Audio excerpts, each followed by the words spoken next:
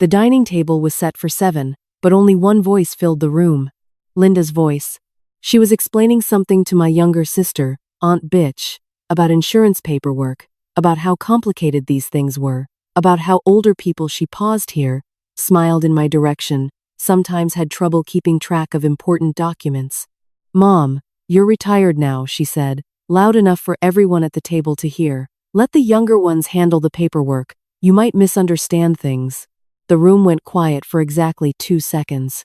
Then Aunt Bitch laughed softly, the way people laugh when they don't know what else to do, and reached for more rice. My son Thomas nodded slowly, once like a man approving a business proposal he had already signed. My neighbor Mrs. Lan, who had come for the death anniversary of my husband, studied the rim of her teacup. No one looked at me directly. I smiled. Not a big smile, just the small one that lives at the corner of my mouth when I am deciding something. I picked up my chopsticks. I ate. I said nothing. What they did not know, what none of them could have known by looking at a 68-year-old woman in a blue dye, silver hair pinned back, eating quietly at the head of her own table, was that I had already made 3 phone calls that morning, that a folder sat in the second drawer of my late husband's desk, beneath a box of incense and a photograph of our first home. And that folder had my name on it, my full name. Every stroke of every character, written exactly as my father had taught me to write it when I was 7 years old. But that evening I only smiled. And I let Linda talk. Let me go back to the beginning. Not the fire. I will get to the fire. I mean the beginning of who I am, because that matters here. You need to understand the kind of woman who sits quietly while someone younger calls her a misunderstanding waiting to happen. My name is Mai Thief Wang. I worked as a hospital pharmacist for 41 years. 41 years of reading labels that other people had already checked twice, because in my department, a decimal point in the wrong place could end a life. I measured in milligrams. I logged every dispensation in a small blue notebook, a habit I kept from my first year of training and never stopped, even after the hospital moved everything to computers, even after my supervisor told me the notebooks were unnecessary. I kept them anyway. 23 notebooks, all dated, all stored in a cabinet beside my bed. My husband Hung used to say I was the most careful woman he had ever met. He meant it as a compliment. I took it as one. Hung died 4 years ago. Heart attack, very fast, the doctor said, almost peaceful, which I have never fully believed but have learned to accept. We had been married 40 years. We built this house together, not metaphorically. I mean, we were both present the day the contractor poured the foundation, and Hung insisted on checking the measurements himself, even though he was an engineer of roads, not buildings. He said the principle was the same. You measure twice, you verify. You do not assume someone else has done it correctly. I think of him every morning when I light the incense at his altar. The altar is in the corner of the living room, where the light from the east window falls across his photograph at exactly 6:30. I have never moved it. The photograph was taken when he was 52, at a conference in Dalat. He is wearing a white shirt and squinting slightly against the afternoon sun, and he looks the way he always looked, like a man who had already thought through the problem and was simply waiting for everyone else to catch up. After he died, Thomas and Linda moved into the house. Thomas suggested it first. He said it made sense, that the house was large, that he worried about me being alone, that it would be good for all of us. I agreed because I believed him, because he was my son, and when your son looks at you across a hospital corridor 4 days after you have buried your husband and says he wants to take care of you, you do not ask for a signed agreement. Perhaps you should. I have thought about that often since. Whether I was naive, or simply tired, or whether it would have mattered at all. Linda was already in the house by the time I understood what kind of woman she was. Not the kind who raised her voice, not the kind who was openly cruel, the kind who smiled at your sister-in-law and used the word misunderstand the way a surgeon uses a scalpel, precisely, with intent, in a place where it would not immediately show. The fire happened 8 months after they moved in. Small fire. Kitchen storage room, old wiring in the wall, a short circuit in a junction box that the electrician later said should have been replaced 10 years ago. The damage was real but limited. Blackened plaster. A ruined shelf of preserved foods. One window frame warped beyond saving. I was not in the house when it started. I was at the market, 3 kilometers away, buying chrysanthemums for Hung's altar. By the time I returned, Thomas had already called the insurance company. He told me not to worry. He said Linda would handle the paperwork, that she understood these processes, that she had contacts, that it would be resolved quickly and I would not have to do anything. He said this while I was still standing at the gate with chrysanthemums in my arms, looking at the smoke stains above my kitchen window, and something moved through my chest, not panic, not grief, something quieter than both. A small tightening, like a needle finding a thread. I nodded. I thanked him. I went inside and lit the incense. And that night, after Thomas and Linda had gone upstairs, I sat at my husband's desk with my blue notebook open in front of me, and I wrote down every detail I could remember. The date, the time I returned home, exactly what Thomas said, the expression on Linda's face when she told me the claim was already in process. I wrote the policy number from memory. I had memorized it, the same week I signed the contract, the same way I had memorized every drug interaction chart in my first year of pharmacy training. I wrote it all down, because Hung always said, if it matters, you write it down. If you write it down, it exists. If it exists, no one can tell you it didn't happen. My mother used to say that still water runs deepest. She said it about rice paddies, about the ones that looked shallow from the road, but dropped away beneath your feet when you stepped in, the ones where the water barely moved and the surface was clear, and you could see your own reflection if you looked long enough. She said it about women, too. I closed the notebook. I sat for a long time in the dark with the smell of incense and the small orange glow from Hung's altar lamp. I was not afraid. I was not even angry. I was simply beginning to understand what I would need to do. Hung and I met in 1978 at a provincial hospital in the north, during a period when everything smelled like disinfectant and uncertainty. I was 22. He was 26. I had just been assigned to the pharmacy department, my first real posting after training, a small room with metal shelving and a single window that overlooked the courtyard where patients sat in the afternoon sun.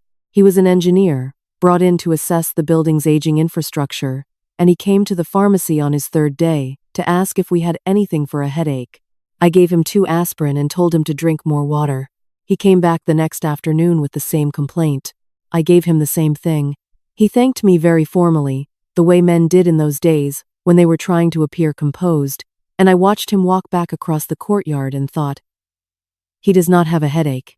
He is simply someone who needs a reason to return to a place where he felt something. I understood that. I was the same way. We were married in 1,981 inches. A ceremony held in my mother's house, in the village where I grew up. No large banquet, no rented hall. My mother cooked for 2 days.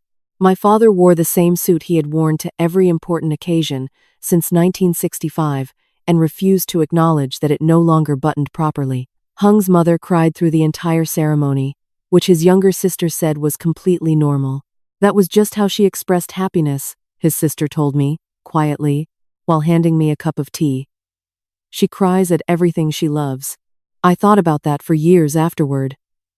The idea of crying at everything you love. I never quite managed it myself. My emotion runs inward, not outward. Hung knew this. He never asked me to be different. We lived in 4 different cities over 40 years, following his project assignments, my pharmacy postings, the slow movement of 2 careers intersecting and separating and finding their way back to each other like trains on the same network. We had Thomas in 1984.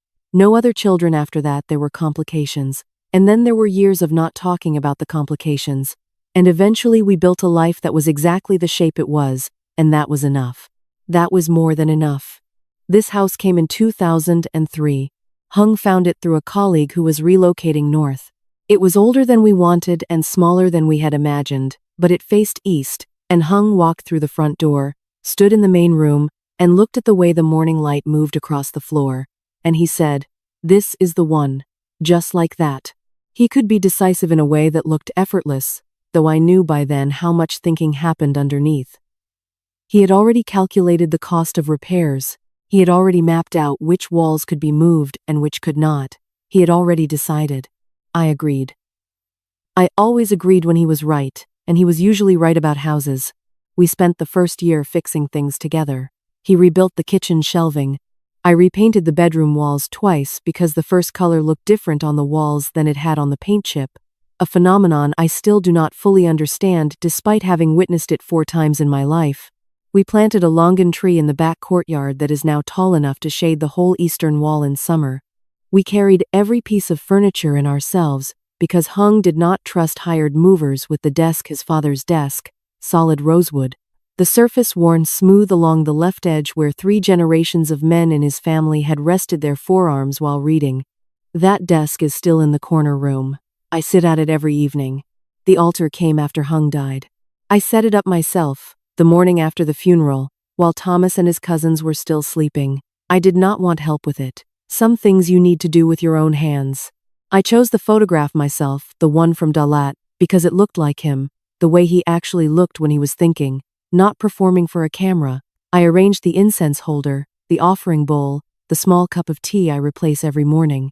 I chose a red cloth because that was the color his mother had used for his father's altar, and I had always thought there was wisdom in continuing what the people before you started. Every morning I light 2 sticks of incense. The smoke rises and bends toward the window, always east, always toward the light. I have watched it for 4 years, and it always does the same thing. Hung would have an explanation for that air pressure differential, the draft from the single-pane glass, something precise and measured. I prefer to simply watch it and feel the particular quiet that follows.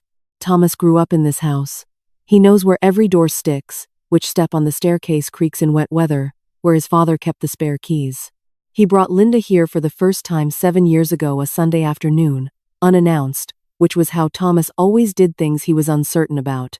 She wore a white blouse and carried a cake from a bakery downtown, and sat very straight on the sofa and said all the correct things. She admired the longan tree. She complimented my tea. I watched her eyes move around the room while she spoke. Not with obvious curiosity, carefully, the way someone catalogs a space they are trying to understand. I did not say anything about it then. I served more tea. I asked about her family, her work, the things you ask when you are meeting someone for the first time and trying to take their measure without letting them know you are doing it. Later that night, after they had gone, I sat at Hung's desk and opened my blue notebook. I did not write anything specific. I only wrote the date and her name, and a single word that I crossed out almost immediately because it seemed ungenerous. I crossed it out, but I did not forget it. That was 7 years ago. Now she sat at my table and told my sister that I might misunderstand things. And I smiled, my small smile, and said nothing, because my mother raised me to be a woman who watches before she speaks, who measures before she dispenses, who does not waste a single word on a person who has already revealed exactly who they are. What I had not yet understood, what I would not understand until the following week, when I sat down with the insurance policy and read every line the way I once read every prescription label, looking for the error that could not be allowed to stand, was how long they had been planning this. Or how far back it had started. The insurance adjuster came on a Tuesday. I know it was Tuesday because I had just returned from the market with fresh marigolds for Hung's altar, and the market near our house only sells marigolds on Tuesday and Friday mornings, brought in from a grower 2 districts away. I was arranging the stems in the ceramic vase, the blue one with the chipped rim that Hung bought in Hoi, and the year we celebrated our 20th anniversary when I heard a car pull up outside. A young man, white shirt, clipboard, the slightly hurried manner of someone working through a list of appointments. He introduced himself at the gate and asked for Mrs. Nguyen. I opened the gate. I said that I was Mrs. Nguyen. He looked at his clipboard, looked at me, then past me, toward the door, in the way people do when they are expecting someone else to appear and resolve a confusion. Linda came out of the house before I could say another word. She moved quickly, not running, but with the deliberate efficiency of someone who had been watching for this car from a window. She smiled at the adjuster, shook his hand, said his name, which meant she had already spoken with him before, and guided him through the gate and toward the kitchen entrance where the fire damage was, talking the entire time in the smooth, organized way she talked when she was in what I privately called her professional mode. Numbers, dates, documentation. She had a folder already prepared. I followed them. At the kitchen door, Linda turned. "Mom, you don't have to stand in the sun. We've got this handled." She said it warmly. She always said things warmly, That was one of the things that made her difficult to argue with in front of other people. She had perfected the art of dismissal dressed as consideration. The adjuster glanced at me briefly. Something flickered across his face, not quite discomfort, but awareness, the look of a professional who has walked into a domestic situation he does not fully understand and has decided not to involve himself in it. I stepped back. I stood in the courtyard beside the longan tree, and I watched them through the kitchen window, Linda pointing at the damaged wall, the adjuster writing, nodding, writing again. The whole visit lasted 35 minutes. When he left, he shook Linda's hand. He nodded to me from a distance, the polite nod you give to someone on the periphery of a conversation. That evening I asked Thomas about the claim. We were at dinner, the three of us, and I asked him directly, "What is the claim number, and when will the payout be processed?" He looked at Linda first just briefly, a half-second before he looked at me.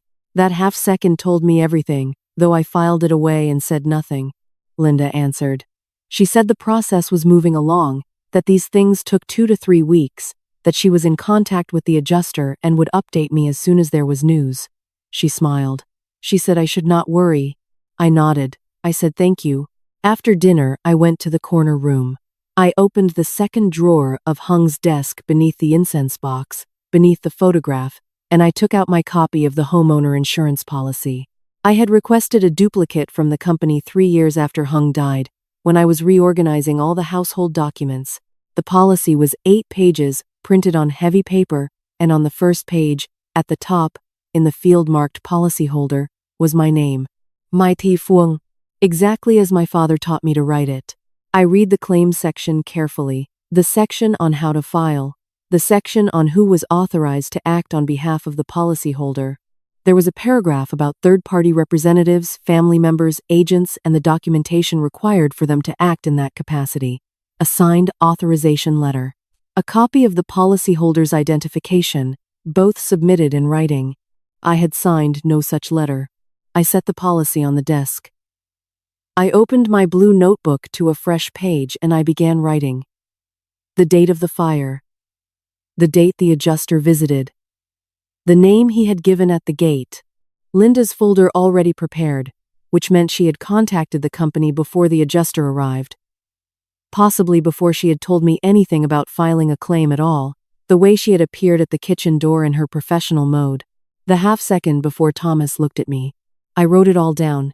Then I sat for a while without writing, just listening to the house. The longan tree moved outside the window. Small sound, leaves brushing against the outer wall. Upstairs I could hear Thomas and Linda speaking in low voices, not arguing, just the murmur of a conversation they were having in a room with the door closed, at an hour when they thought I was already in bed. I could not make out words.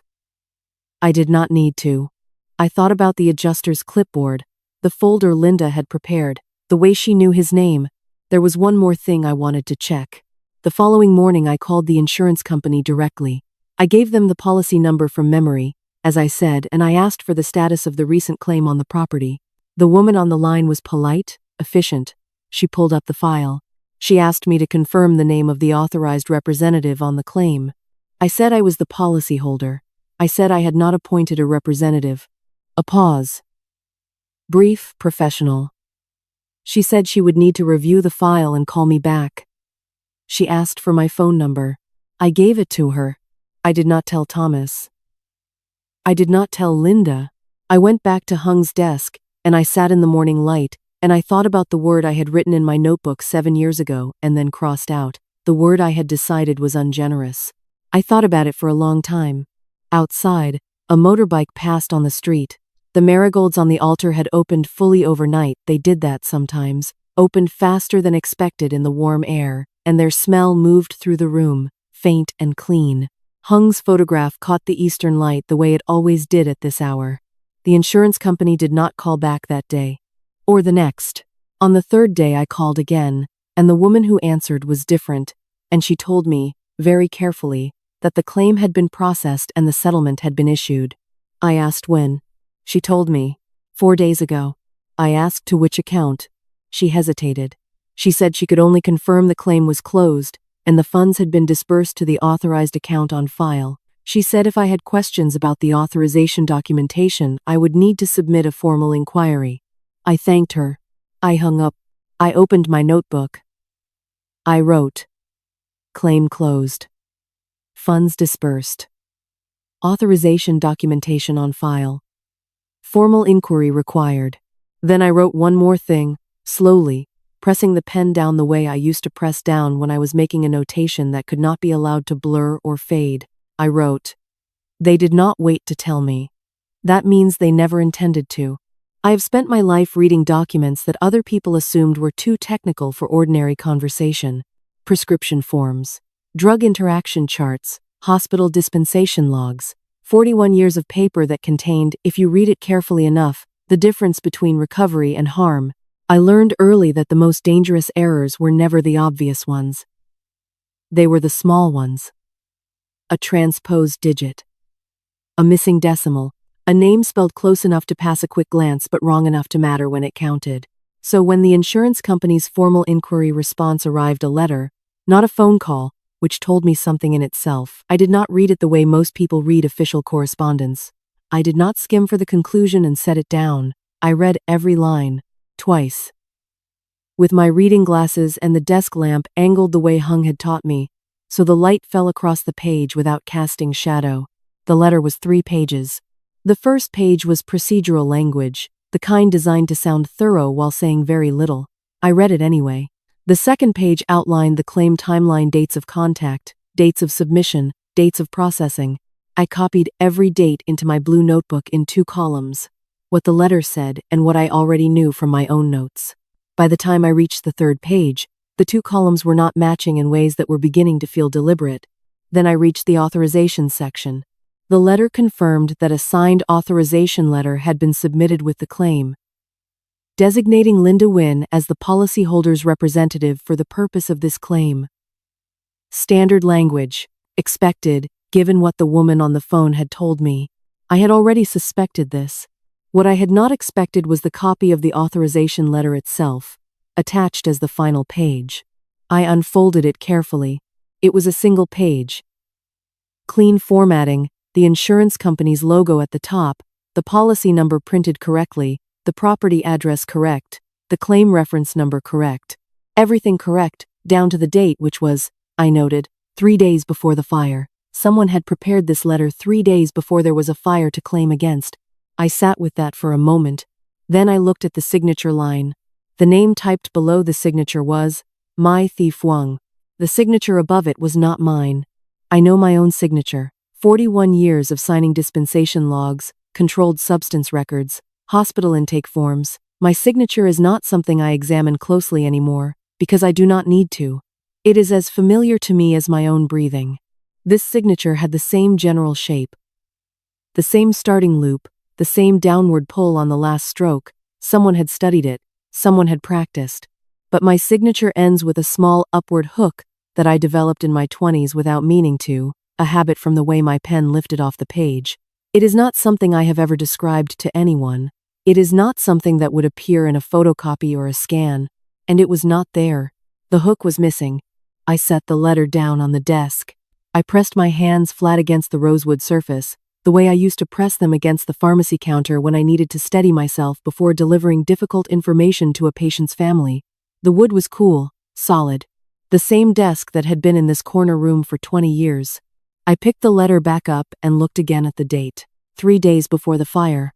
I thought about the wiring, the old junction box in the kitchen storage room that the electrician had said should have been replaced 10 years ago. I thought about the fact that Thomas and Linda had been living in this house for 8 months by the time the fire happened.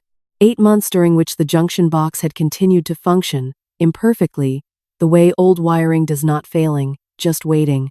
I thought about Linda's folder, already prepared when the adjuster arrived.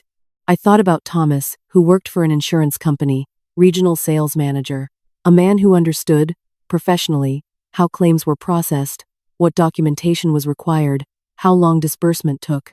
I opened my notebook to a fresh page. I wrote, authorization letter dated 3 days before fire.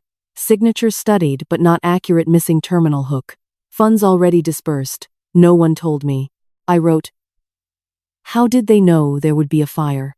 Then I stopped writing and I sat in the quiet of the corner room. And I listened to the house. The longan tree outside, a motorbike in the distance. Upstairs, no sound. It was mid-morning, Thomas at work, Linda at what she called her home office, which was the second bedroom at the end of the hall with the door that was always closed. Always closed. I had not thought much about that door until this moment. Linda worked from home 3 days a week. On those days, the door stayed closed from morning until she emerged for lunch. And sometimes not even then. I had assumed it was simply her working style. Private, focused. I thought about it differently now. I put the authorization letter back inside the insurance company's envelope. I put the envelope inside my blue notebook. I put the notebook back in the second drawer of the desk, beneath the incense box, beneath Hung's photograph. Then I went to the altar and I lit a single stick of incense, which was not my usual routine. I lit 2 sticks every morning, and that was the practice, unchanged for 4 years. But I felt the need for something small and deliberate, a gesture that belonged only to me and to Hung and to no one else in this house. The smoke rose, bent east, toward the window. I stood there for a while. That afternoon, I told Linda I was going to visit my sister Bitch across town and that I would be back before dinner. Linda smiled and said of course, take her time, she would start the rice. She was very good at that, filling the space with small domestic gestures that made everything seem normal. I did go to Aunt Bicky's house. But first I stopped at the post office 2 streets away, where there was a photocopier that cost 2,000 dong a page, and I copied the authorization letter 3 times. I put 1 copy in my purse. I mailed 1 copy to my own address, sealed, with no return name, an old trick I had read about once in a legal advice column in a women's magazine, the kind of trick that sounds small until you need it. The 3rd copy I folded into the inner pocket of my coat, the one with the zipper that Hung had always called the serious pocket, because he said only serious things went in there. I zipped it closed. At Aunt Bish's house, I drank tea and said nothing about the letter. We talked about her granddaughter's school examinations, and the price of mangoes, and the neighbor whose renovations had been going on for 3 months. Normal conversation. Necessary conversation. I needed to sit across from someone who loved me and talk about ordinary things for 1 hour before I went back to my own house and continued thinking about what I now understood. Bitch walked me to the gate when I left. She held my hand for a moment, the way she had since we were children. You seem far away today, she said. Just tired, I said. Too much sun. She accepted that. She always accepted that. She was the kind of person who loved you enough to let you have your silences. I walked back to the car. That evening, after dinner, I went to my room early. I said I had a headache. I sat on the edge of the bed and I opened my notebook and I read back through every entry I had made since the day of the fire, all of it, from the beginning, slowly. When I finished, I turned to the last page I had written, and I added 1 more line. I wrote, check the junction box report. Find out who called the electrician. Find out when. I closed the notebook. I reached to turn off the bedside lamp. And that was when I heard a sound from the hallway, very close to my door, too deliberate to be the house settling, too quiet to be accidental. Someone was standing just outside my room, not moving, simply standing there in the dark. It was Thomas. I lay still in the dark and listened to his footsteps move away from my door, unhurried, deliberate, the footsteps of someone who had not been doing anything wrong and wanted the silence to confirm that. Down the hall. Into the bathroom. Water running. The ordinary sounds of a man preparing for bed. I did not move for a long time after. I have spent enough years in a hospital to know the difference between a coincidence and a pattern. A patient who reports 1 unusual symptom is worth noting. A patient who reports 3 is worth investigating. What I had was not 3. What I had was accumulating in my blue notebook like a chart of readings that should have triggered an alert 3 entries ago, and I had been sitting with it, measuring it, making sure, the way I always made sure, before I said anything that could not be unsaid. In the morning, I waited until Linda left for a client meeting. She mentioned it at breakfast, checked her phone twice, left before 9, and Thomas drove to the office. I watched his car turn at the end of the street from the kitchen window. Then I sat down and I made a phone call. The electrician's name was Mr. Fuck. I had his number because he was the one who had come after the fire, sent by the insurance company's adjuster to assess the damage and provide a report on the cause. I had kept his card in the small ceramic bowl on the kitchen counter where I kept cards and receipts and the occasional note to myself. Linda had not noticed it, or had not thought it worth removing. That was a small mistake on her part. Mr. Fook answered on the second ring. I introduced myself. I told him I was the homeowner, the policyholder. I said specifically, using that word, and that I was following up on his assessment report for the claim filed last month. I asked if he could tell me about the timeline of his visit. He was cooperative. A working man, straightforward. He told me he had been contacted about the job approximately 2 weeks before the fire. A preliminary inspection, he said. The homeowner's son had called to request an assessment of the kitchen storage room wiring, citing concerns about an old junction box. I wrote that down. 2 weeks before the fire. Thomas had called him 2 weeks before the fire. I kept my voice even. I asked, had he issued a report at that time, before the fire? Yes, he said. He had inspected the junction box and issued a written assessment noting that it was functioning but aging, that it posed a low to moderate risk of failure under sustained load, and that replacement was recommended within 6 to 12 months. I asked who had received that report. He said he had emailed it to the number provided by the son. He had also provided a verbal summary at the time of the visit. He remembered the son had asked specifically whether the box could fail suddenly, under what conditions, how quickly a small fire might develop if it did. Specific questions, I said. Yes, he agreed. He had thought the man was simply being cautious. Homeowners sometimes were, when they received news like that. I thanked him. I asked him to send me a copy of that original pre-fire assessment, as the policyholder of record. He said he would do so by the end of the day. I put the phone down. I sat at the kitchen table for a few minutes without doing anything. Outside, a vendor was calling in Shrenen Street the woman who came on weekdays with fresh vegetables. Her voice the same as it had been every morning for the years I had lived in this house. Normal sound. Ordinary Tuesday. The marigolds on Hung's altar needed replacing, and I had not done it yet. I went to the corner room. I opened the second drawer. I took out the blue notebook. I wrote, Thomas contacted electrician 2 weeks before fire. Received written assessment of junction box risk. Asked specific questions about failure conditions. I underlined the last sentence. Then I wrote, this was not an accident they were prepared for. This was an accident they prepared. I sat with that sentence for a long moment. 41 years of pharmaceutical work teaches you something about the difference between an adverse event and a contraindication. An adverse event is something that happens despite proper procedure. A contraindication is a condition that was present from the beginning, that made the outcome predictable, that a careful person would have identified and accounted for before proceeding. What Thomas and Linda had done was not careless. It was the opposite of careless. The electrician's report arrived by email at 11:30. I read it on my phone, slowly, in the kitchen with the door closed. The report was 2 pages. Technical language, but nothing I could not follow. I had read enough pharmaceutical safety documentation in my career to understand how risk assessments were written. The summary was clear. Junction box in kitchen storage room assessed as functioning with elevated aging risk. Estimated probability of unassisted failure within 12 months. Low. Estimated probability of failure under sustained electrical load or minor interference. Moderate to high. I read that last line 3 times. Minor interference. I thought about Linda. Her organized folder. Her professional mode. I thought about the fact that she worked from home 3 days a week, in a room with a closed door, in a house where she knew exactly where the kitchen storage room was, exactly what the electrician had written, exactly when the insurance policy needed to be renewed. The policy, I realized, sitting at that table with the phone in my hands. I had not yet checked when the policy was due for renewal. I went back to the corner room. I took out the policy from the second drawer. I turned to the last page, where the coverage period was listed.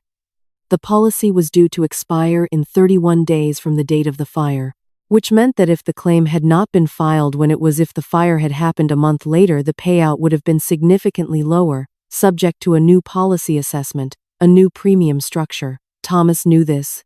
He worked in insurance.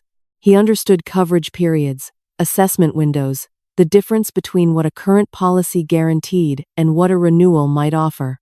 31 days. They had timed it to 31 days before expiration. I closed the policy. I put it back. I put my notebook back. I walked to the altar and I stood in front of Hung's photograph and I said nothing out loud, because there was nothing to say out loud. Not yet. There was only the incense I had forgotten to replace, and the empty offering bowl and the morning light on my husband's face, patient as it always was. I thought about what I knew now.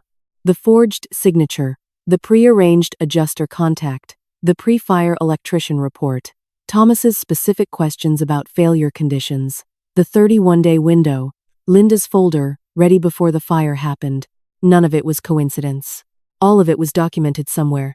The question was where the money had gone, not just the $85 million from this claim, but whether this was the first time, or whether my son and his wife had done something like this before, in some other form, in some other account, using some other version of my name. I was still standing at the altar when I heard Linda's key in the front door. She was back early, and she was not alone. The man with Linda was not someone I recognized. 50s. Well-dressed in the way of people who want you to notice that they are well-dressed. Dark jacket, leather shoes, a briefcase that looked new. He came through my front door the way people enter spaces they have already decided belong to them, not rudely, but without the small hesitations that guests normally have.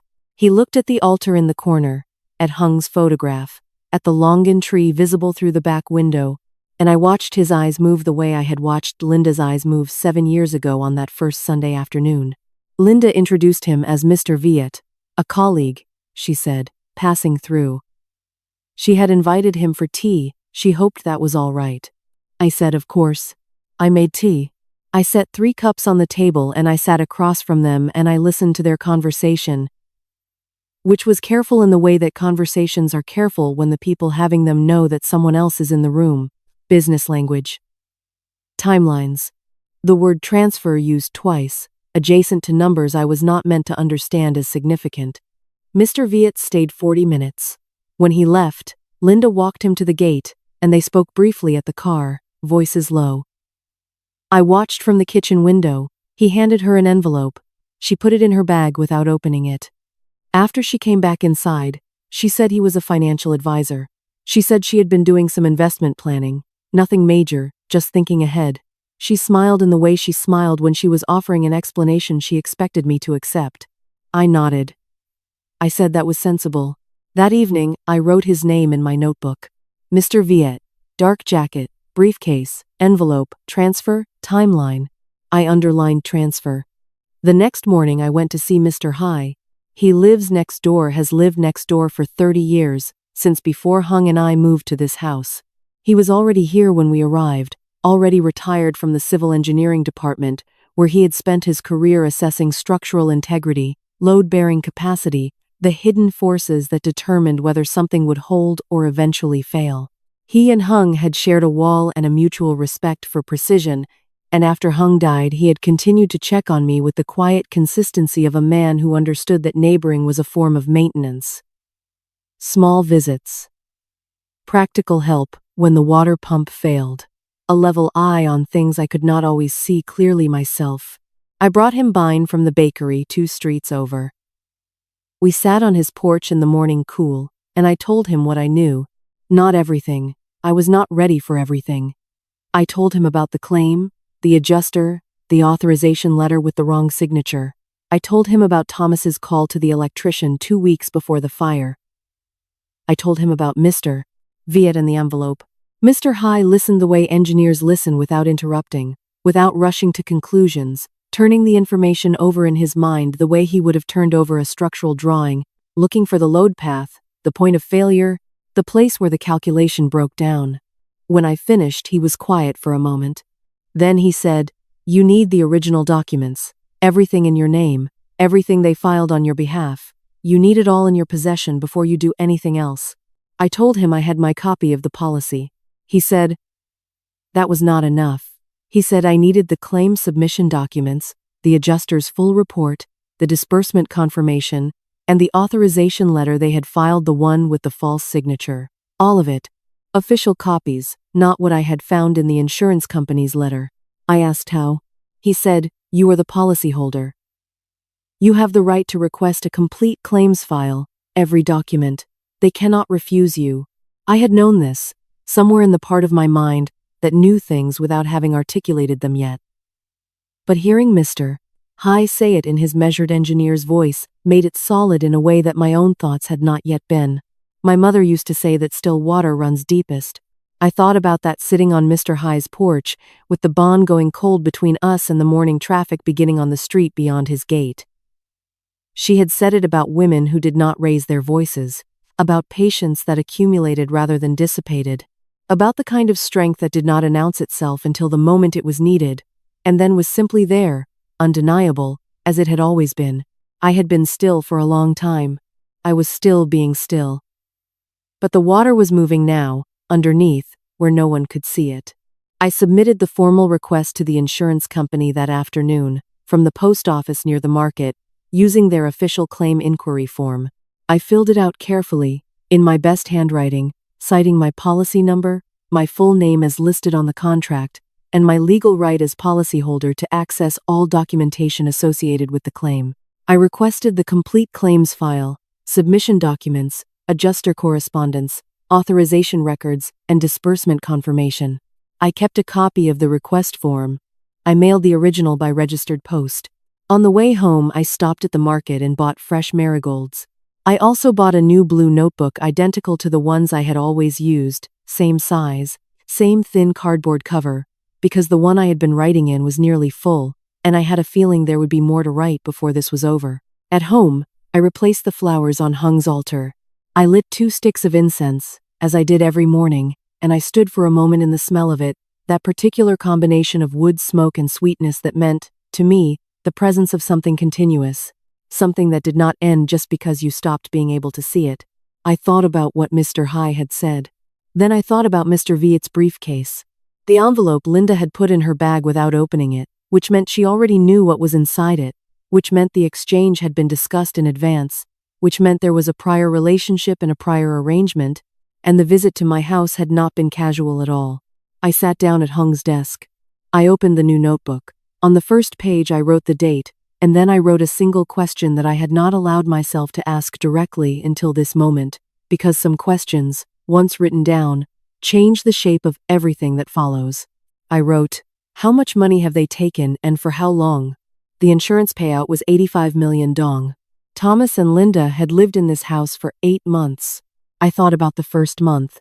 Before I had understood what kind of woman Linda was, I thought about the documents I had signed without reading closely enough, because he was my son and I had trusted him. Property maintenance agreements, household account arrangements, small transfers, I had approved for what he called shared expenses. I thought about the second drawer of this desk and what else might be in the files I had not yet opened. I pulled the drawer all the way out. Behind the insurance folder, behind the household records I kept in a green binder, there was a manila envelope I did not remember putting there. It was sealed.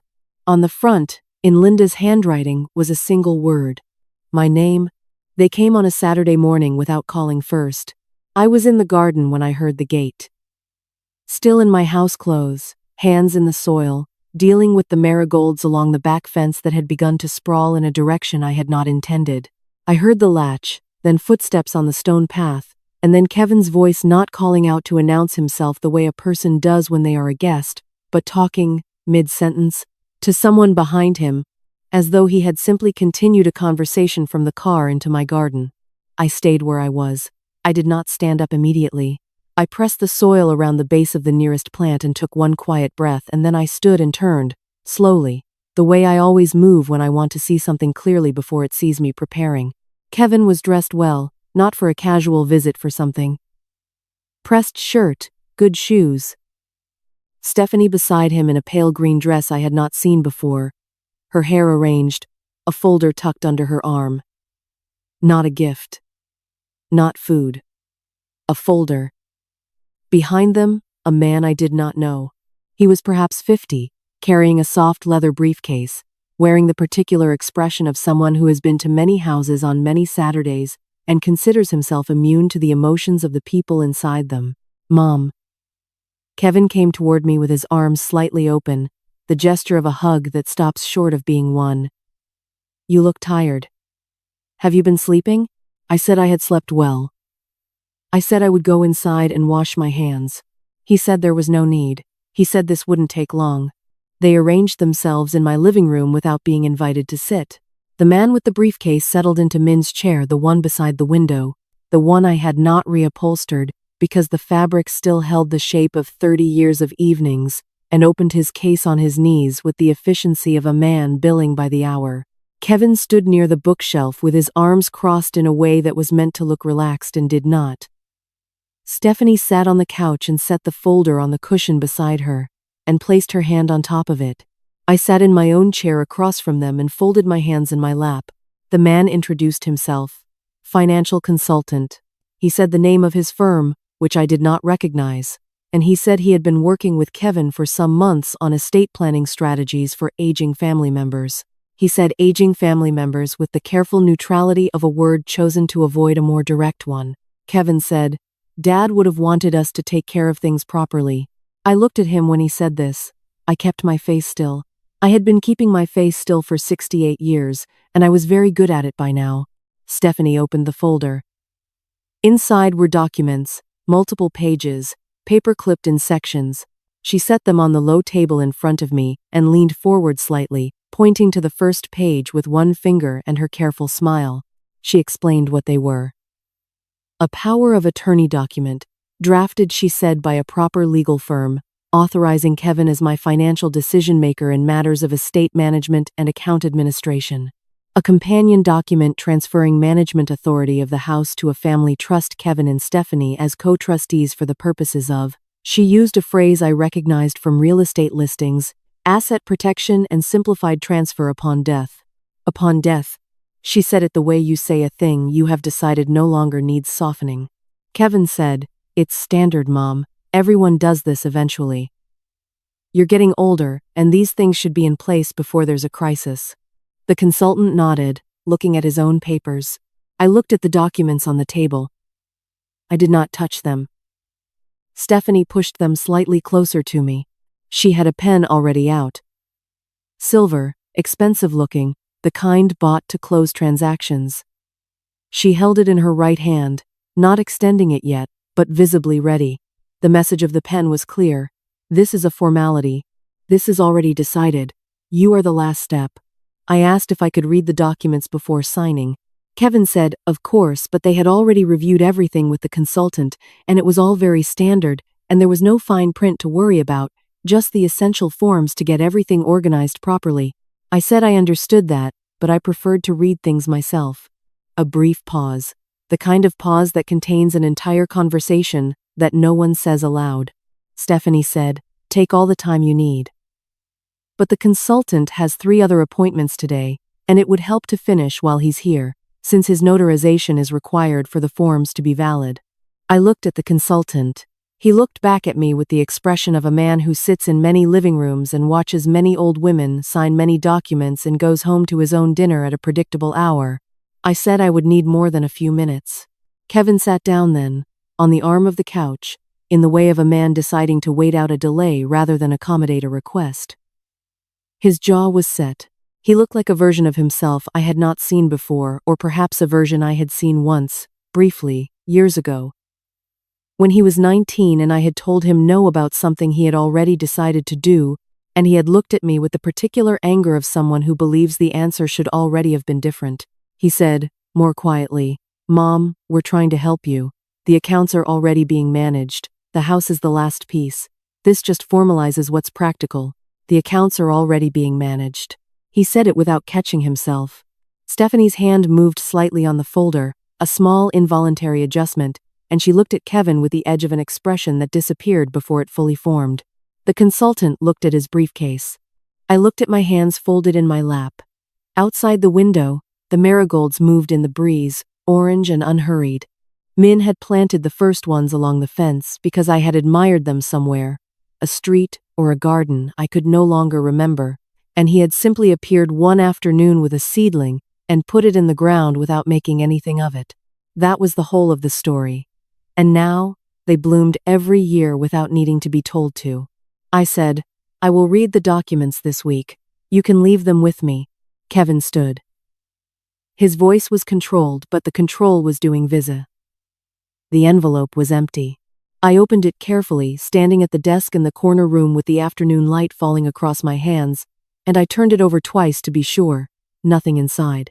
Only the faint impression of something that had been removed, a slight stiffness along the bottom edge, where paper had rested against paper for some time. Whatever had been in it was gone.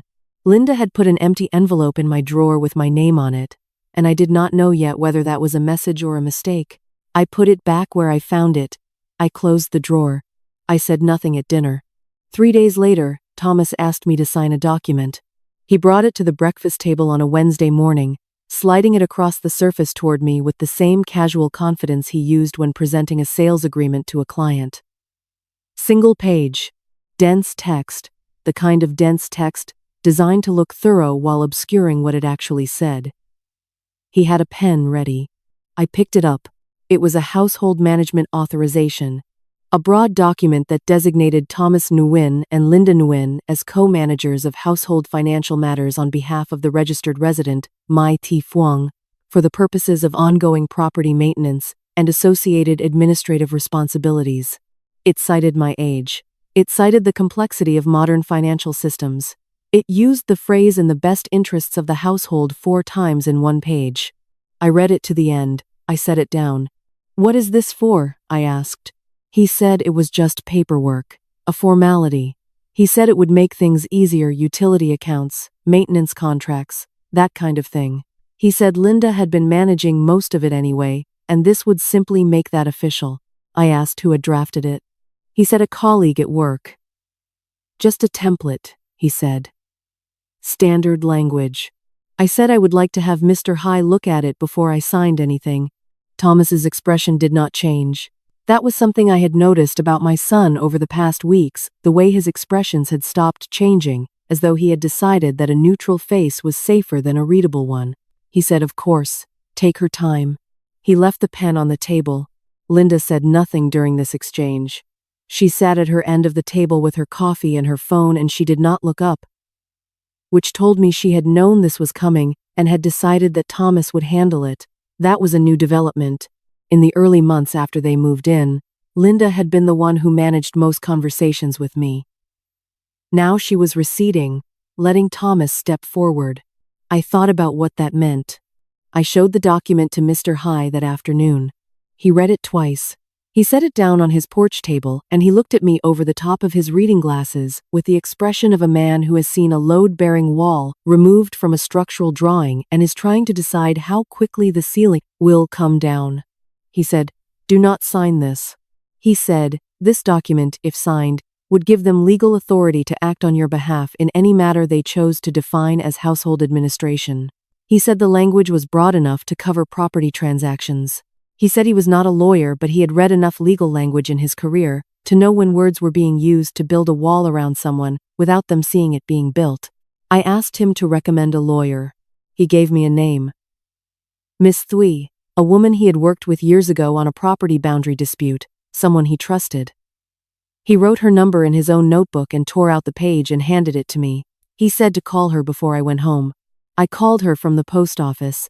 She had an appointment available in 2 days. I took it. That evening, everything changed. I returned home at 5:30 to find the corner room door open. I always kept it closed. Not locked, I had no lock on that door, but closed. The way you keep a private space closed out of habit and expectation. The door was open, and the desk lamp was on, and Linda was standing at the desk with the second drawer pulled all the way out.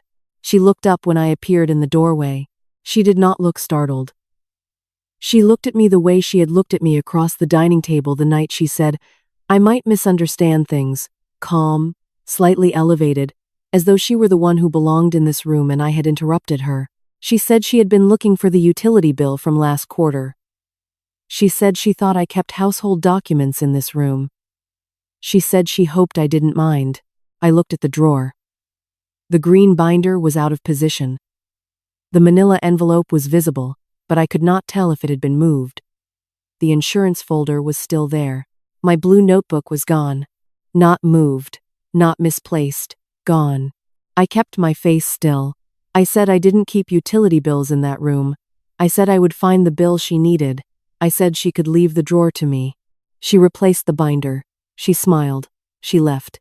I stood at the desk after she was gone, and I looked at the empty space where the notebook had been, and I allowed myself precisely 30 seconds to feel the full weight of it. 41 years of documentation habit, 41 years of writing everything down because written things existed and unwritten things could be denied. That notebook had her name in it, and Thomas's name, and Mr. Viet's name, and the electrician's testimony, and the dates, and the question I had written across the top of the last page. She had taken all of it. Dinner that night was the strangest meal of my life in that house. The three of us sat at the table where I had fed my son his entire childhood, where Hung and I had eaten together for 20 years, where I had arranged marigolds in the center vase every week since the funeral. Thomas talked about a project at work.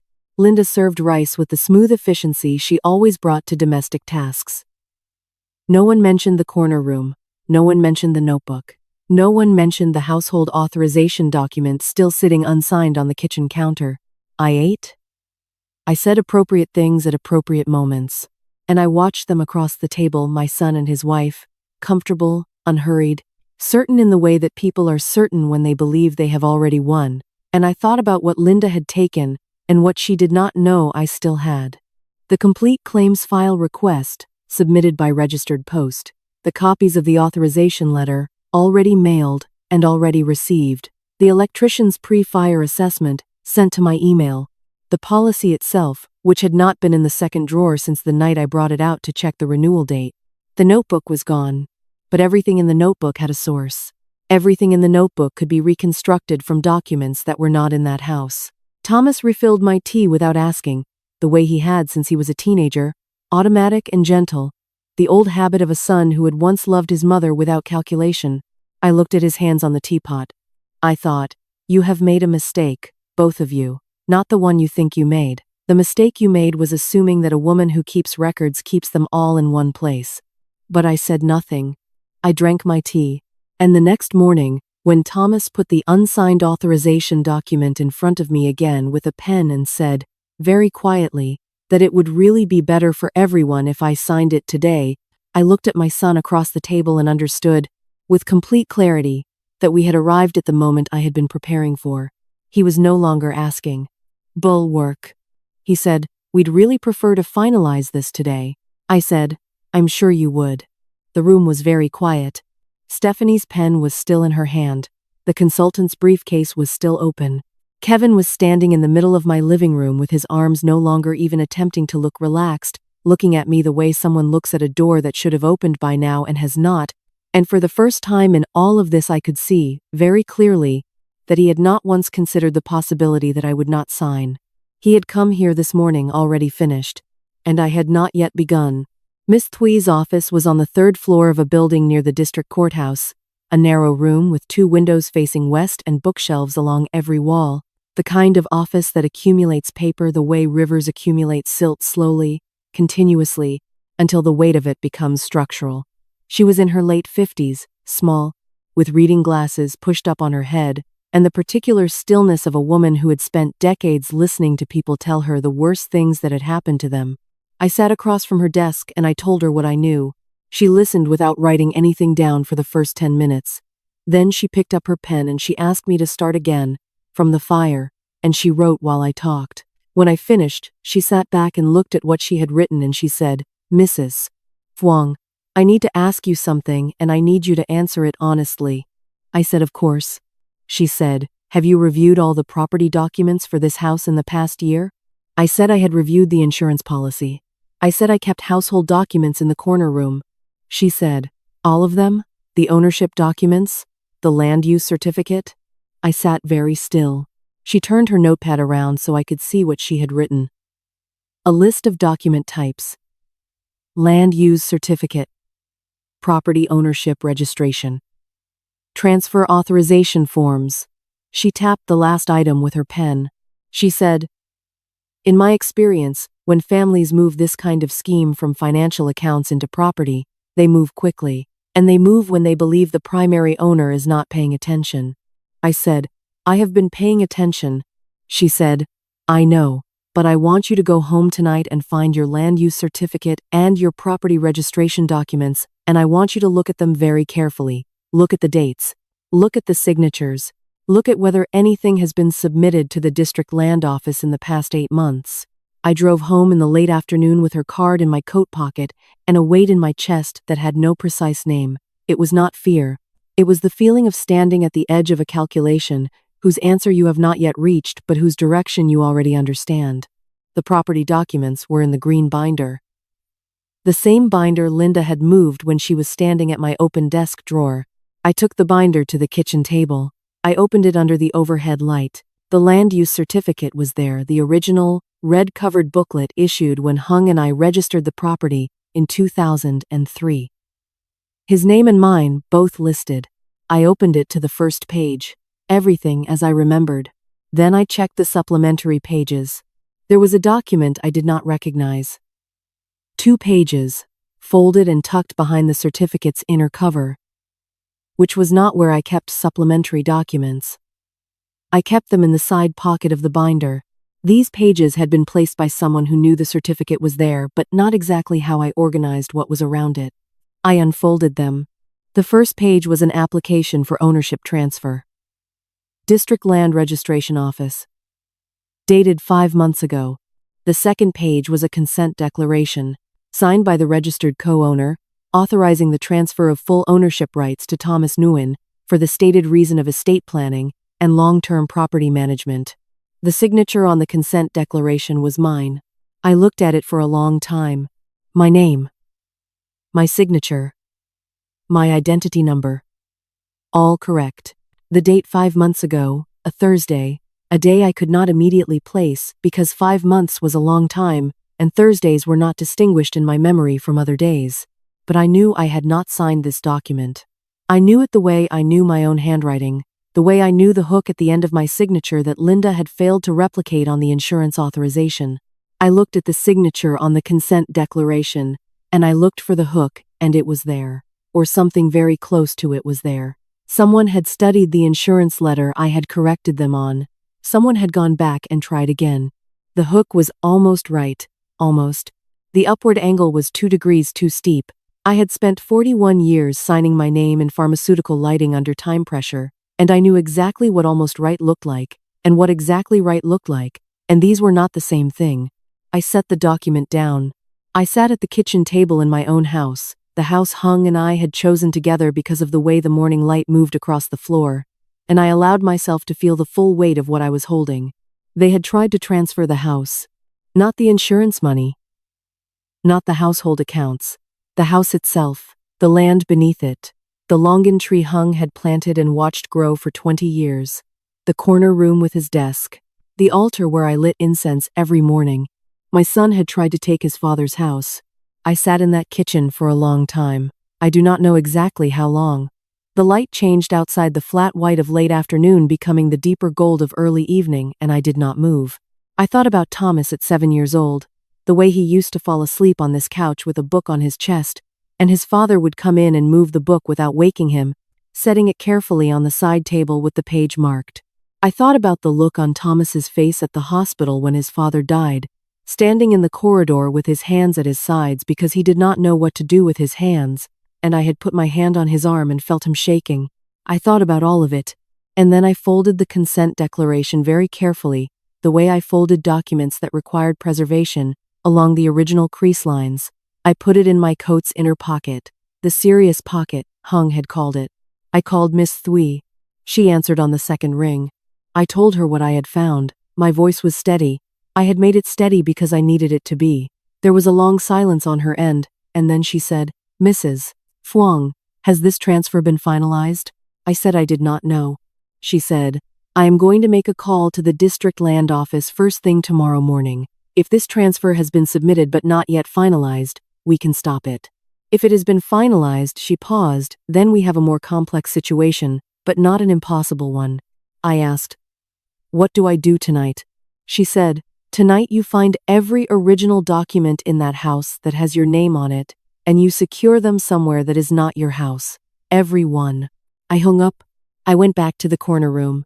I stood in the doorway, and I looked at the desk where Hung had worked every evening, and the altar where his photograph caught the morning light, and the shelf of notebooks I had kept for 41 years, the ones Linda had not known to take because she had only found the newest one, the one on the desk. The others were behind a row of medical reference books, in a box marked with a pharmaceutical company's name, the kind of box you did not open unless you knew what you were looking for. 22 notebooks, every one of them dated. A continuous record of 41 years of careful work, everything I needed to prove who I was and what was mine. I took the box down from the shelf and I set it on the desk beside the green binder and the insurance folder and the folded consent declaration, and I began to build the kind of file that a woman builds when she is done being careful in private and is ready to be precise in public. Upstairs, I heard Thomas's voice. He was on the phone. I could not make out the words, but the rhythm was familiar, the clipped, efficient speech of a man managing a timeline, checking on a process, confirming a date. I thought about what Miss Thuy had said. If it has been submitted but not yet finalized, we can stop it. I looked at the transfer document in my hand. The date on the submission stamp in the corner, small, faint, the kind of administrative detail that most people did not look for, read 11 days ago, which meant it had been sitting at the district land office for 11 days. And the standard processing window for ownership transfers in this district was 14. I had 3 days. I did not sleep that night. Not from fear. I want to be clear about that. The feeling that kept me sitting at Hung's desk until the sky outside began to lighten was not fear. It was the particular alertness that comes when you understand exactly what you are facing and exactly what you have to do about it. I had felt it once before, early in my career, when I discovered a dispensation error made by a colleague, not malicious, simply tired, a transposed digit in a dosage record that had already gone through 2 checks before reaching my desk. Everyone else had moved on. I had not. I had stayed at my station past the end of my shift, working backward through the records, reconstructing the correct sequence, documenting every step, because the only way to correct a serious error was to trace it completely and leave nothing unaccounted for. That was what this night was. I worked at the desk with 2 lamps on and the door closed. I had locked it from the inside, quietly, after Thomas and Linda went upstairs. The lock was a small interior bolt that had been on the door since we bought the house. Hung had installed it the first month, saying that a room with a desk and a filing system needed a door that could be properly closed. I had not used it since he died. That night I used it. I began with the green binder. Every document I removed, I examined under the lamp. I sorted them into 2 groups, originals that needed to leave this house, and photocopies or secondary documents that could remain. The land use certificate went into the first group immediately. The insurance policy went in.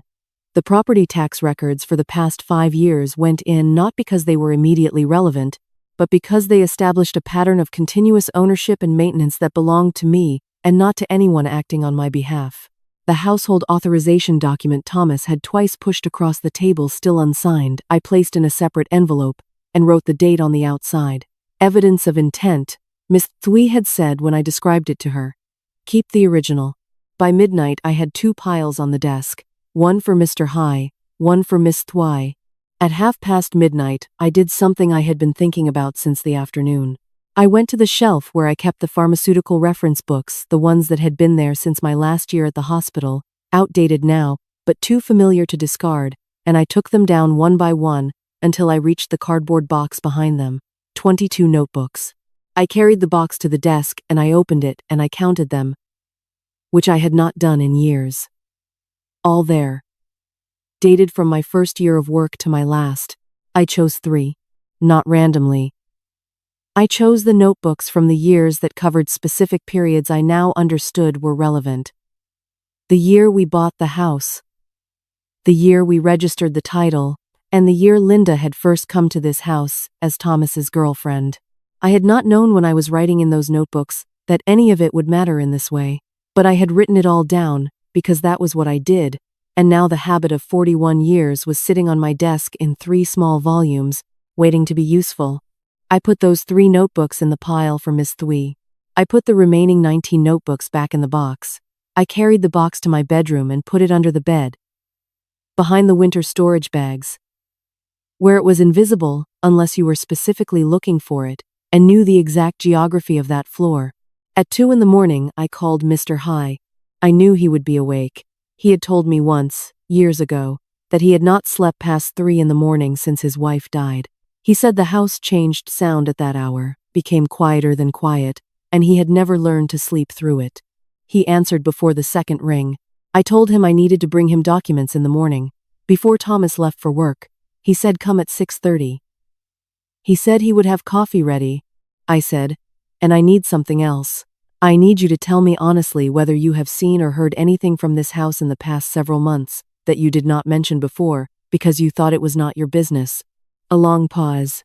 He said, I thought the same thing you thought, that it was family matters, that it would resolve itself. I said, it did not resolve itself. He said, I know. He said, there was a man here 3 weeks before the fire, not Mr. Viet, a different man. He came twice, both times when you were not home. He was in the house for perhaps an hour each time. I do not know who he was, but the second time he came, he and Thomas carried something out of the house in a flat case, the kind of case you use for documents, large, legal-sized. I wrote that down. I said, thank you for telling me now. He said, I am sorry I did not tell you sooner. I said good night. I put the phone down. I sat for a moment and I thought about a flat case, legal-sized, and what it might have contained. Then I added it to my notes and I moved on, because there was still more to do and the night was not finished. At 4 in the morning, I drafted a letter. I wrote it by hand, on plain paper, because I wanted it in my own handwriting, the real one, with the terminal hook. I addressed it to the district land office, to the registrar responsible for property transfers. I stated my name, my identity number, my address, my status as registered co-owner of the property. I stated that I had recently discovered a consent declaration bearing what appeared to be a forged version of my signature, submitted in support of an ownership transfer application I had not authorized. I requested an immediate administrative hold on any pending transfer associated with my property address pending a formal investigation. I included the policy number, the land use certificate number, and the application date I had found on the submission stamp. I signed it at the bottom. Slowly. Correctly. With the hook. Then I made 2 photocopies on the small printer Hung had kept in the corner room, the one I had used exactly 3 times in 4 years since he died.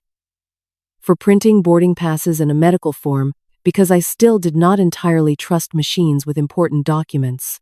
The printer was slow. It made a sound like something considering whether to cooperate. It cooperated. I sealed the original in an envelope for the land office. I put 1 copy in the pile for Miss Thier. I put the second copy in the serious pocket of my coat. By 5:30 the desk was clear. 2 neat stacks, ready. 1 for Mr. High to keep in his house until I needed them. 1 for Miss Thuy's office, which I would deliver personally before noon. My letter to the land office, stamped and ready to send by registered post the moment the post office opened. I went to the altar. I lit the incense earlier than usual. The sky was still dark, the eastern window holding only the beginning of gray, and I stood in the smell of it and I looked at Hung's photograph. The one from Dalat, the white shirt, the afternoon squint. I said nothing out loud. We had always been a family that communicated as much by silence as by words, Hung and I. He would have known, looking at me standing at his desk at 5:30 in the morning, with a coat over my house clothes and 2 stacks of documents ready to leave the house, exactly what I was doing and exactly why. He would not have asked me to explain. He would have checked the stacks, verified the documents were in the right order, and handed me my keys. I picked up my keys from the hook by the corner room door. I sat in the chair by the altar, and I waited for 6:30. Upstairs, the house was still. Thomas sleeping. Linda sleeping. The floor between us as quiet as it had been every night I had lived in this house, all the ordinary nights before I understood what was happening beneath them. In 3 days, the transfer window would close. In less than 12 hours, the hold request would be in the land office's hands. Miss Thuy was already preparing what she had called, in her careful legal language, a multi-front approach. Everything was in its place.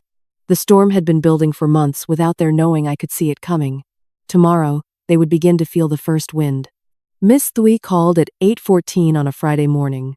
I was at the altar, lighting the second stick of incense, when my phone buzzed on the desk. I picked it up and I heard her voice, and she said, "The hold went through. The district land office confirmed receipt of your letter, and issued an administrative freeze on the transfer application this morning.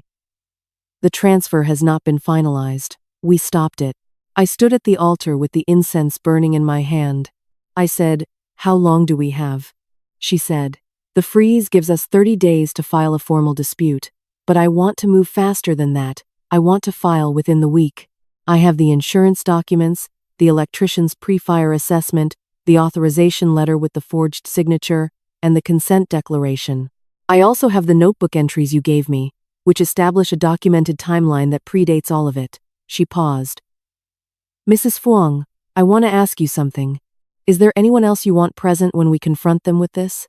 A family member, a witness you trust?" I thought about it. I said, "My neighbor Mr. Hai, and my sister, Aunt Bitch." She said, "Invite them. Make it a Saturday morning. Something domestic. Tea if you like." She said it the way a surgeon might say, "The procedure is straightforward, but preparation matters. I want to be there as well. I will arrive before the others." I said, "Saturday." I hung up. I finished lighting the incense.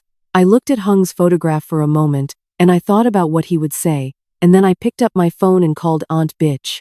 Saturday arrived the way important days sometimes do, quietly, without ceremony, the air outside carrying the smell of rain that had not yet fallen and the sound of the street beginning its ordinary morning. I woke before the alarm. I dressed carefully, dark trousers, the white blouse I wore when I needed to feel like myself in a room that might try to define me otherwise. I pinned my hair back in the way I had worn it for 40 years of professional work. I went downstairs and I made tea and I waited. Miss Thuy arrived at 8, as we had agreed. She was carrying a briefcase and wearing the expression of a woman who had done this before and knew how it went. She sat at the kitchen table, and she arranged her documents and she said, "Let me be clear about what this morning is. It is not a negotiation. It is a presentation of facts. You are not asking them for anything. You are informing them of what has been discovered and what will happen next. You do not need to raise your voice. You do not need to explain yourself. You simply need to be present." I said I understood. Mr. Hai arrived at 8:20. He brought nothing except himself, and the kind of stillness that old men carry when they have seen enough of life to know when a moment is serious. He sat at the end of the table and he folded his hands and he nodded at me once, which was enough. Aunt Bitch arrived at 8:30. She looked at Miss Thuy and at the documents arranged on the table and at Mr. Hai's folded hands, and she said nothing for a moment. Then she sat down next to me, and she put her hand over mine, and she left it there. At 8:45 I called upstairs. I said, "Thomas, Linda, could you come down please? I would like to have tea with you." Thomas came down first. He was still tucking in his shirt, the way he always looked on weekend mornings, slightly disarranged, unhurried, the ease of a man who had decided he was in control of his own house. He reached the bottom of the stairs and saw Miss Thuy, and his hands stopped moving at his buttons. Linda came down behind him. She saw the room, she saw Mr. Hai, she saw Aunt Bitch, and she saw the documents arranged on the table with the careful precision of someone who had been a pharmacist for 41 years and knew exactly how to present evidence so that each piece was visible and legible and impossible to dismiss. Her face did not change. I had expected that. She was very good at faces. Thomas said, "What is this?" I said, "Please sit down." He looked at Miss Thuy. She introduced herself. He looked at me. He said, "Mom, if this is about the authorization form, I can explain." I said, "Sit down, Thomas." He sat. Linda sat beside him. They were on one side of the table. I was on the other, with Aunt Bitch beside me, and Miss Thuy at the head, and Mr. Hai at the end like something architectural, a load-bearing wall. Miss Thuy opened her briefcase. She said, "I will be handling this conversation as legal representative for Mrs. Mai T. Fuang, the registered sole policyholder of the property insurance policy numbered," and she read the number aloud, clearly, "and the registered co-owner of the land use certificate for this property." She placed the insurance policy on the table, open to the first page. "I would like to direct your attention to the policyholder field." Thomas looked at the page. His jaw shifted slightly. Miss Thuy placed the authorization letter beside it, the one Linda had submitted to the insurance company.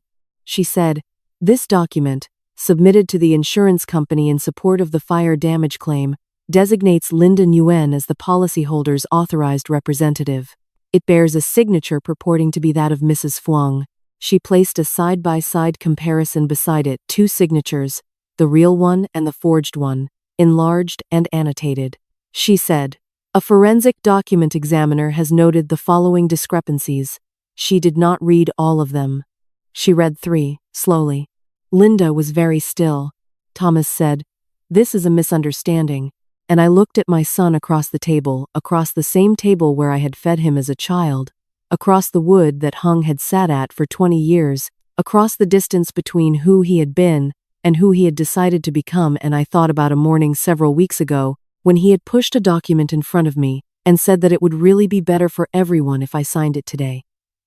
And I thought about the morning before that, and the morning before that, and I thought about a woman who had spent 41 years reading labels that other people assumed were too technical to matter. I thought about what he had said to me, in this room, at this table, the first time he put that unsigned authorization in front of me. He had called me Mom. He had said it was just paperwork. He had said Linda had been managing most of it anyway. Because these things were complex. Because modern financial systems were difficult. Because, and here he had paused, and looked at me the way Linda always looked at me, with that particular combination of warmth and condescension that had been the texture of my life in this house for 8 months, because I was retired now, and I should let the younger ones handle things, because I might misunderstand. I reached into my coat, the serious pocket, the one with the zipper that Hung had said was for serious things only. I placed the consent declaration on the table. I said, "This document was found inside my property records. It authorizes the transfer of full ownership of this house to Thomas Nguyen. It bears a forged signature. The District Land Office received a formal hold request 4 days ago. The transfer has been frozen. It will not be finalized." Thomas's face went the color of unglazed ceramic. I said, "I have spent my entire career reading documents that other people assumed I would not understand. Drug interaction charts. Controlled substance logs. Dispensation records where a single misread digit could cause irreversible harm. I read every label. I checked every calculation. I signed nothing I had not read in full. I put my hands flat on the table, the way I had put them on the pharmacy counter for 41 years when I needed to be steady. I said, "I understand everything. I understood it from the beginning. I was simply waiting until I had documented it completely." Linda said, "Mrs. Phuong." I said, "No." One word. Small. Very quiet. She stopped. Miss Thuy took over then, the way we had arranged she would, and she laid out the next steps with the methodical clarity of someone who had prepared this presentation. The way I had prepared every dispensation record completely, sequentially, without gaps. The insurance fraud filing. The land transfer dispute. The formal complaint to the district office. The names of the agencies involved. The timeline. Thomas sat through all of it with his hands in his lap like a man who has finally understood the shape of the room he is in. I looked at Hung's altar in the corner. The incense I had lit that morning had burned down to ash. The marigolds were fresh. His photograph caught the light through the eastern window, the way it always did at this hour, patient and clear. Aunt Bish's hand was still on mine. I had not misunderstood anything. Not a single thing. Thomas and Linda did not speak to each other for the rest of that Saturday. I know this because the house has a particular quality of silence when people are angry with each other inside it, a silence that is not the same as the silence of an empty house or the silence of a sleeping house, but something pressurized, like water behind a dam wall finding its small cracks. I had lived in this house long enough to know its sounds. I had lived with people long enough to know that silence. Miss Thuy left at 10:30 with copies of everything. Mr. Hai walked Aunt Bitch to her car. Before he went back to his own house, he paused at my gate and looked at me and said, "You did well, Phuong." I nodded. I went inside. Thomas was in the kitchen standing at the counter with a glass of water he was not drinking. Linda was upstairs. I could hear her moving, the sound of drawers opening and closing, a rhythmic and purposeful sound, the sound of someone reorganizing. I made fresh tea and I sat at the table and I waited to see what would happen next. What happened next took until Sunday morning. I was at the altar lighting incense when I heard their voices rise for the first time. not shouting. They were not the shouting kind, either of them.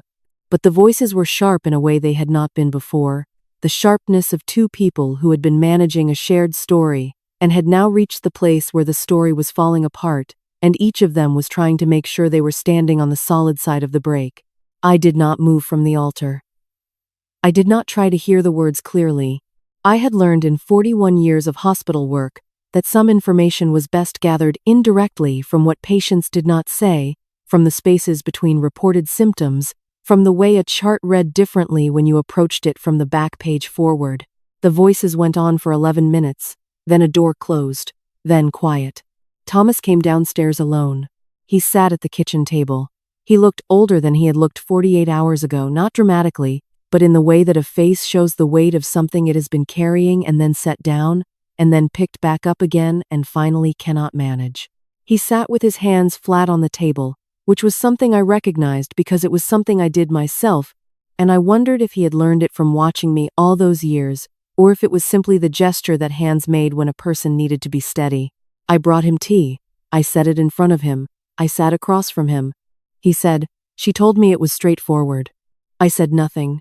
He said, "She said you wouldn't notice. That you were." He stopped. He looked at the tea. I said, "That I was old. That I might misunderstand things." He flinched. It was small, but I saw it.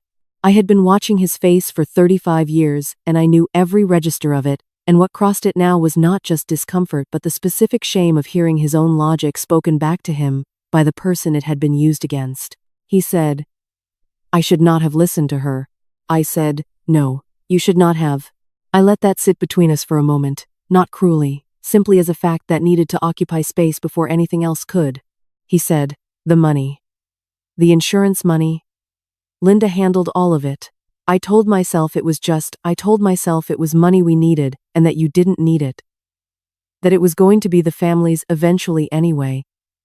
I told myself," I said, "you told yourself a story that made it easier." I know. That is what people do when they are about to do something they already know is wrong. He looked up. I said, "I am not interested in the story you told yourself, Thomas. I am interested in what you are going to do now." Linda came downstairs at 10:15. She had her bag with her. A large bag, the overnight kind. She set it by the front door, and she came into the kitchen, and she looked at Thomas sitting at the table, and she looked at me, and her expression was the most honest expression I had seen on her face in the 8 months she had lived in my house. Not warm, not professional, not managed.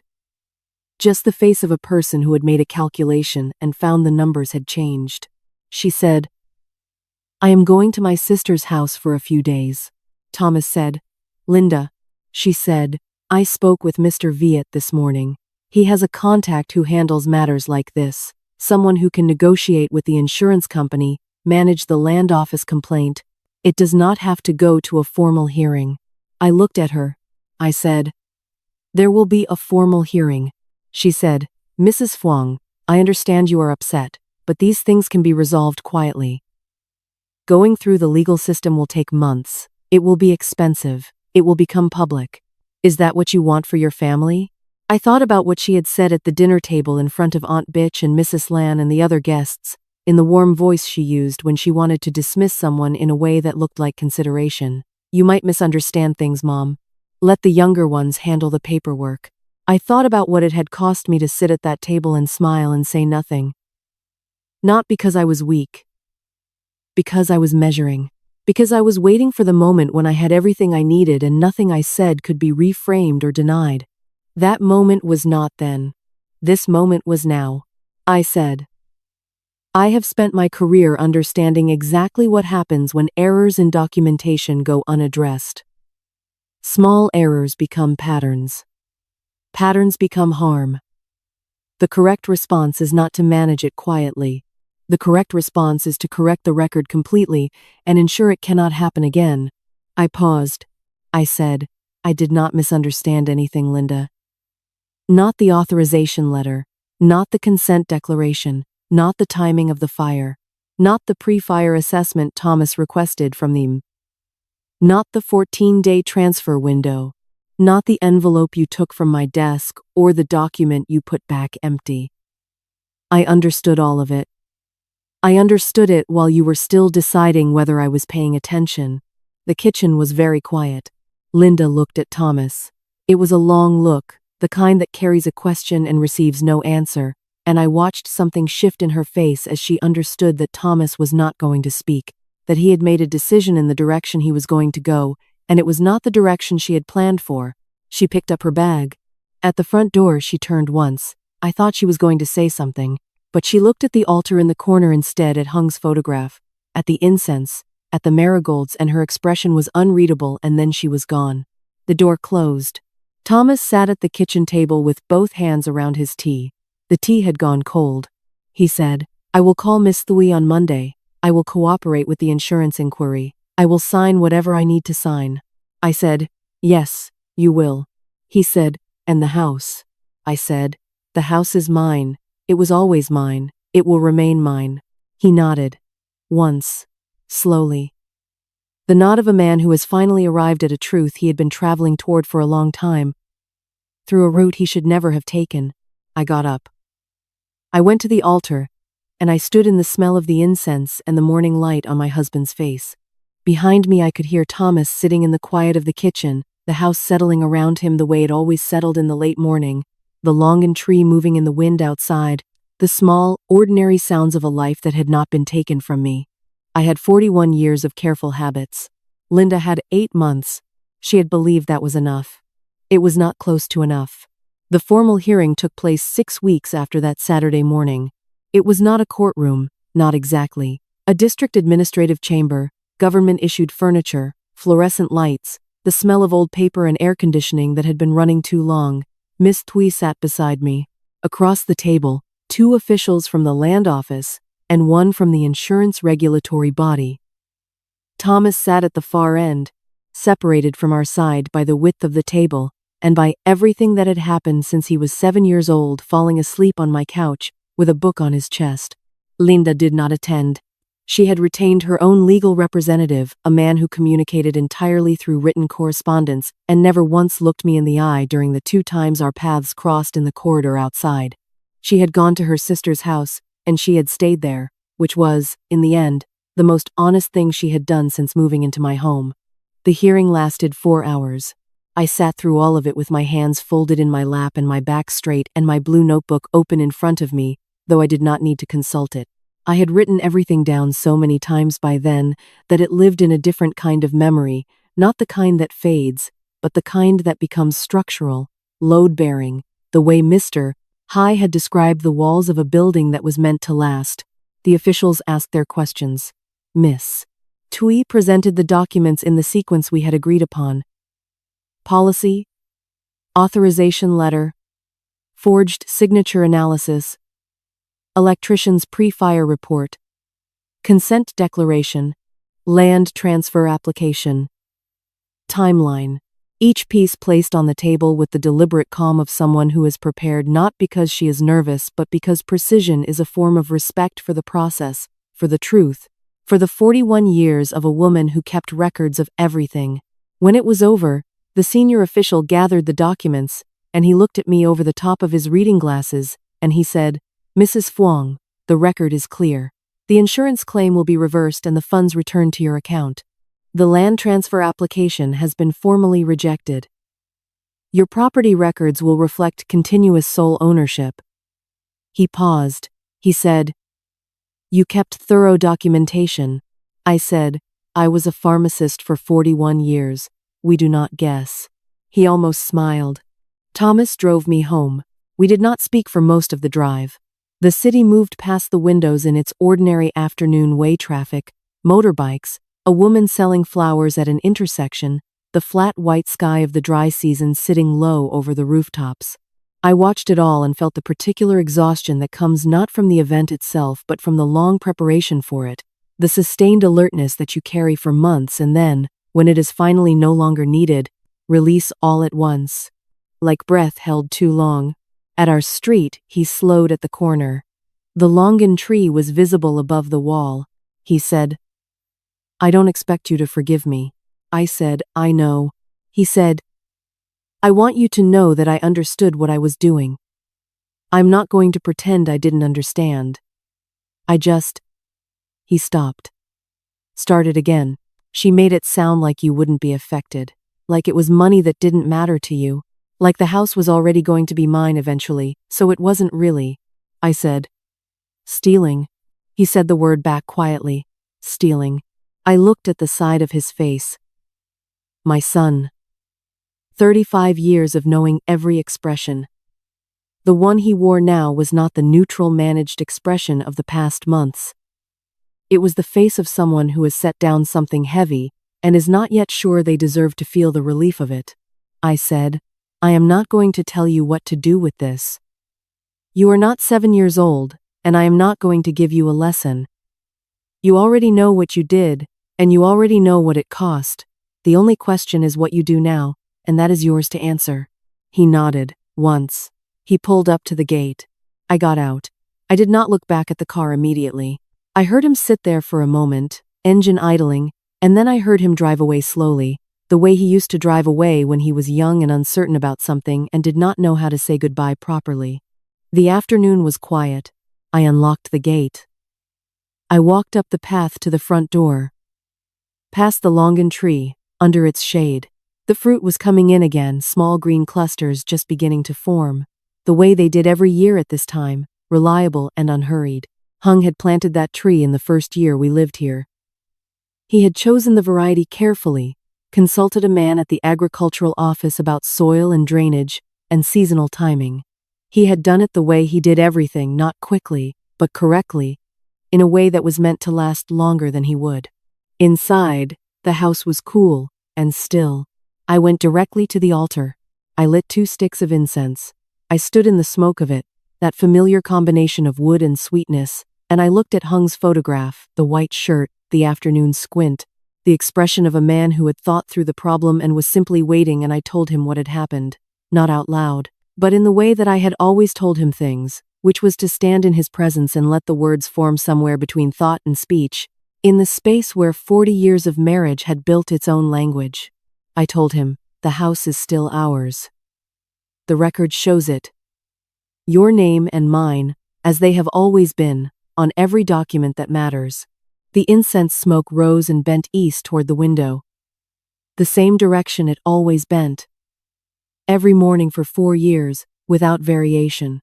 My mother used to say that still water runs deepest. I had thought about that saying for 6 weeks while I prepared my documents and attended my meetings and sat across from officials and lawyers and my own son. I had thought about what it meant to be the kind of woman who did not announce herself, who did not raise her voice, who sat at a dinner table and smiled when she was called a misunderstanding waiting to happen and said nothing, because she was already 3 steps into a process that the other people at that table could not yet see.